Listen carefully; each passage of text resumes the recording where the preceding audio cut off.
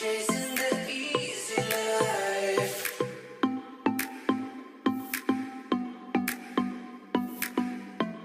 We're chasing the easy life.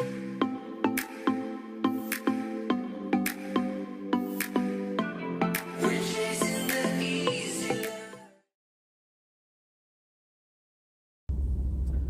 What's up, guys? So today I want to talk about something fairly important because it's basically the genesis of why you want to create your own business, or why the company that you're working for should be in business. So it's quite important, and a lot of companies, in my opinion, and this is my opinion, and I would like to know what you guys think, have it wrong. Okay, so in my opinion, the goal of a company has to be organically survive and thrive. Okay, there needs to be some sort of revenue model that makes money. The idea, and I think this has to do with a lot of these startups, the tech companies, that you simply grow, and by growing in users, subscribers, whatever, that equates to building a lasting concern is not valid. I don't believe in that. I don't buy into that argument. And certainly there are a few companies that have made it running non or unprofitable enterprises, but most probably fail. And I think a lot of people starting out when they're building their companies, they look at the few unicorns out there and they want to mirror that business model. Number one, it's very hard. Number two is it takes some luck. And number three is you have to understand the reason why those companies within that niche are successful by growing subscribers, growing sales or whatnot at the expense of profitability. And to me, that's not a good way to proceed. And also, anytime that you're pursuing extrinsic and outside funding for the sake of staying in business, you are really compromising a lot of the goals and values of why you have a company in the first place, especially if it's a company you founded, because the outside influencer, whether it's a VC firm or whoever, will want to see a return on their money. And so they will want you to do things that you are probably not prepared to do, nor do you want to do if it is against the fundamentals of your company. So that being said, I want to also say that a lot of companies, especially ones that are founded and owned by the original owners and they're private, have a tendency to be too conservative. And so it's basically two extremes, right? So one extreme is if people are working for a public company and they're and a lot of whether it's yourself or your bosses, they are officers of a public company. What happens is, or maybe a wholly owned subsidiary of a richer company, a richer parent company. What they do is they just spend money like crazy, which is not fiscally responsible. And a lot of the reasons I always hear is, oh, it's for strategic reasons. It's to grow subscribers, to, circle the market, to grab market share, or collect data so that we can do something with it, whatever that may be, without any clear vision of why they're doing that and what that translates to down the line. That is irresponsible. Or they try too many things, they spend money left and right, they all fail because there's no actual central vision directing everything, no guiding principles. And that is that with regards to their spending. And then on the flip side is, like I mentioned, the private enterprises, where the founders are very cognizant of profitability because it's their money, but they're very conservative. So they are not willing to take chances on programs or building infrastructure that allows them to scale en masse.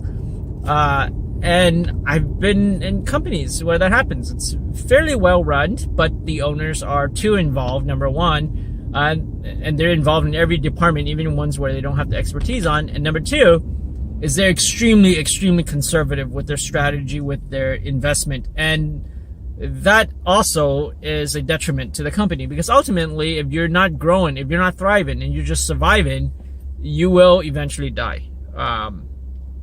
That's just the truth. So, that being said, I think overall the goal of a company is to be able to survive on its own, grow on its own, and make money first and foremost. Because if you don't make money, there's no way for you to serve your customer base, no way for you to serve the public in any meaningful way whatsoever. Okay? And if you are doing things and you are surviving because of outside funding, then chances are you are under their influence and you're driving towards their goals and not yours. So that's number one. Number two is, if you're not profitable, you're doing a disservice to your stakeholders, whether it's shareholders or your employees who depend on you for their job, their livelihood, and your customers, because sometimes your solutions, they do serve a value. Maybe if you're not profitable, it's you're not capturing a big enough segment of the market, or your product is too niche and you need to create additional solutions that can expand beyond that niche market for your enterprise to be profitable. But at the same time, you're actually generating value. And I think that's the important part, is when you have a company, you need to generate value. And so you're doing yourself a disservice, and you're doing a disservice to your other stakeholders when you're not profitable, because for that small segment who do buy from you, if they lose your product or solution, they have to find another, which may not be as optimal for them. And there's a switching cost to all this, and basically you're negatively impacting their business and their lives. And then obviously there's the public component, right? Because most enterprises, and I'm assuming, for the sake of argument, that most enterprises are doing this with good intentions. So when they grow, the community that they're in will also benefit from their presence, whether it is through their taxes, or through some of their philanthropic activities, or the fact that their employees interact with the community in a positive way, and so forth. So if you're not growing and your company goes out, well, all those positive influences are also extinguished. So,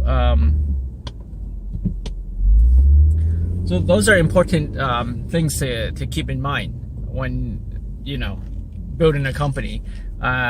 Don't just build it just to grow and think of exit as, I'm gonna go IPO or I'm gonna sell out to this bigger firm. I think your first and only goal should be to make it a profitable enterprise. Now, obviously, in the first couple of months, that's not gonna happen. There's an investment, there's a ramp up, and you're probably going to lose money in the first, year, 2 years, 3 years, or whatnot. But you need to work towards profitability. Don't just work towards growth for growth's sake at the expense of profitability. You need to slowly cut down on your losses and start making money. At the end of the day, you need to survive and thrive.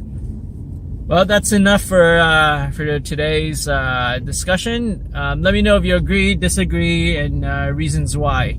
I know this is sort of just my personal point of view, so be curious to see what people think. But anyway, talk to you guys soon. You gotta navigate this horrible LA traffic.